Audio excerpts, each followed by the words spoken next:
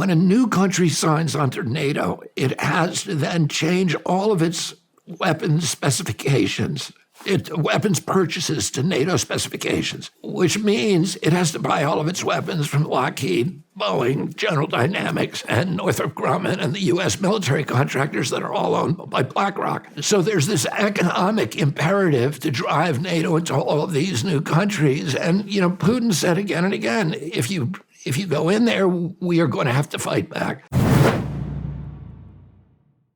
China has one base. Russia has 1.5.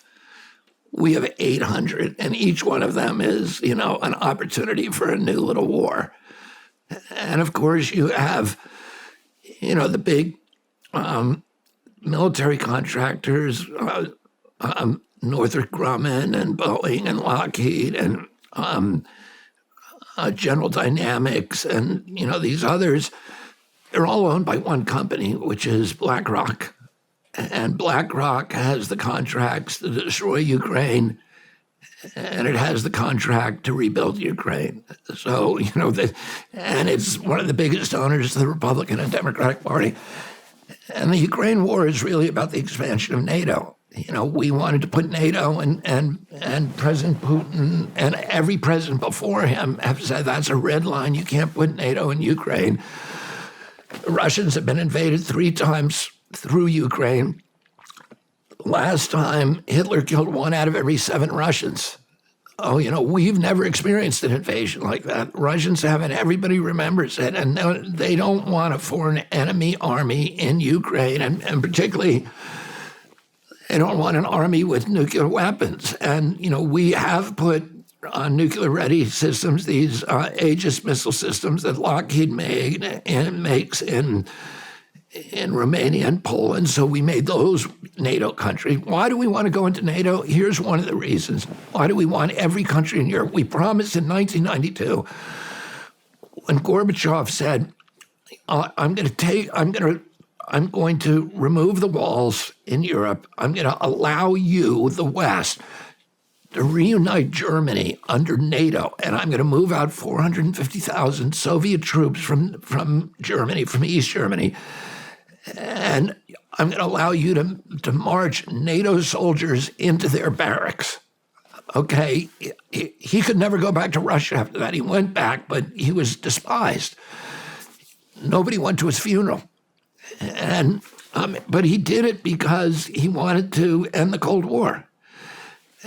But he said, I want one promise from you before I do this. He said this to James Baker, to President Bush at that time, and to John Major.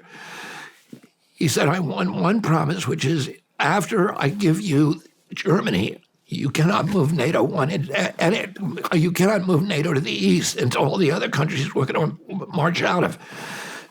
And James Baker, who was the Secretary of State, famously told Gorbachev, we will not move NATO 1 inch to the east. And in 1997, Zbigniew Brzezinski, who was the first of the neocons, says, okay, here's a plan. He publishes a plan for moving NATO into every former Soviet territory. And people go crazy at that time. George Kennan, who is the most important diplomat in modern American history, who was the architect of the containment policy during the Cold War. He said, if you do that, you're going to turn Russia into an enemy. You should be treating it as a friend.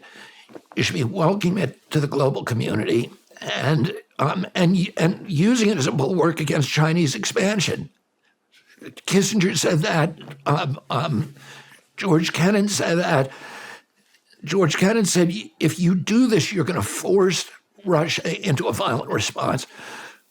Bill Pierce, who was then the Secretary of Defense, threatened to resign to Clinton. He said, if you do this, I'm going to resign. It's so destabilizing to move NATO to the east. Bill Perry, who was then, and Bill Pierce is now the head of the CIA. Bill Perry, who was then the U.S. ambassador to the Soviet Union, said the same thing. He said, you're forcing Russia into ultimately a violent response if you keep moving NATO to the east. What do? We did it anyway. Why do we want to move NATO to the east?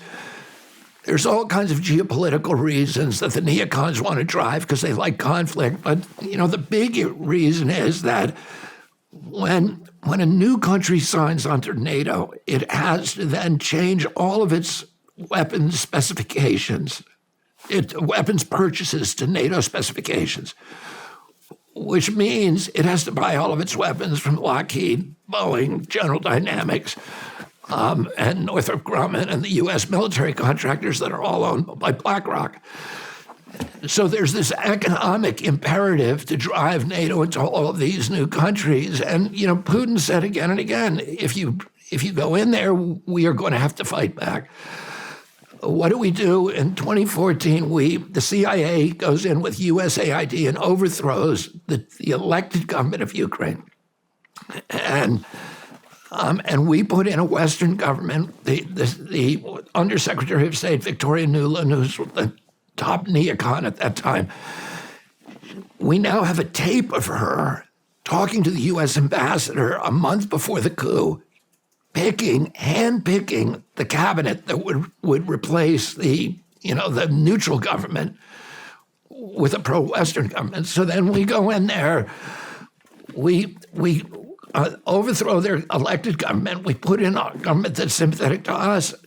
Putin immediately says, oh, well, now they're going to put the U.S. fleet in Vladivostok, which was Russia's for 340 years, their only southern port. That's where the Soviet fleet is, which is in Crimea. And he says, and so he said, if you do this, we're going to go into Crimea. He goes in Crimea. He doesn't fire a shot, because the people of Crimea have always wanted to be back with Russia. They voted 90-10 to go back to Russia. And then he says, and then there's a revolution. There's, this new government comes in and basically illegalizes the Russian language. There used to be two languages in Ukraine, Russian and Ukrainian. Now they say, no, the official language is now Ukrainian. You can't speak Russian. We don't teach it in the schools, et cetera. And they begin enacting these other oppressive mandates against the Russian, ethnic Russians in Donbass. And so there are protests in Donbass. Those protests turn violent. And, the question is, why do they turn violent? The assumption is there's right-wingers in the new government that we put in who kill 14,000 people from Donbass and Lugansk. And so Putin says, look, I'm going to go in there. Donbass and Lugansk vote to join Russia, the Russian Federation. Putin says, I don't want you. You stay with Ukraine, but here's a proposal. And he gives what is called the Minsk Accords, which Germany approves of, France approves of, and UK approve of. And the Minsk Accords say, we're going to keep NATO out of Ukraine. We're going to give Donbass and Lugansk autonomy, just like Montreal, Quebec, part of Canada. You'll still be part of Ukraine, but you'll be able to keep the Russian language. And then he also asked to denazify some of denazify the new government that we had put in to remove some of the extreme right-wingers. And all of these nations approve of this agreement. And Zelensky runs in 2019, and he's an actor and a comedian, no political involvement at all. He runs on one issue. I'm going to sign the Minsk Accords, and there's going to be peace with Russia. He wins 70% of the vote. So, overwhelmingly, the people wanted peace. They wanted that agreement. Suddenly, he gets in office and he pivots, and he says, I'm not going to sign it. Why did that happen? There's two assumptions. We don't know, but there's two assumptions. One, he was threatened by right-wingers within his own government. Two, the United States, Victoria Nuland, told him he couldn't sign it. So Putin then sends in 40,000 troops. The West says, oh, he's trying to conquer Europe. He's like Hitler marching on Europe. He sends 40,000 troops. He clearly does not even want to conquer Ukraine. Ukraine has 44 million people in it. He can't conquer with 40,000 troops. Yeah. What Putin says, I just want you back at the negotiating table. Zelensky then says, well, ask the United States to help him negotiate. We won't help him. He asked President Xi of China to help him. Xi won't help him. He goes to Naftali Bennett, the prime minister of Israel, and Israel says, yeah, we'll help you. And to Erdogan in Turkey. So Erdogan, Naftali Bennett referee discussions between Zelensky and Putin. And they come to an agreement, which is like Minsk Accords too. It's the same agreement. And they sign the agreement. And the main thing Putin wants is we agree never to put NATO into Ukraine. And they agree to that. We sign that agreement, and Joe Biden sends Boris Johnson over from the UK, who's now the former prime minister, to tell Zelensky he's got to tear up the agreement because we wanted the war. And Zelensky tears it up. And, since then, there's probably been 600,000 Ukrainian kids who have died over there. Totally unnecessarily. No matter where you're watching Shawn Ryan Show from, if you get anything out of this, please like, comment, subscribe, and most importantly, share this everywhere you possibly can. And if you're feeling extra generous, please leave us a review on Apple and Spotify podcasts.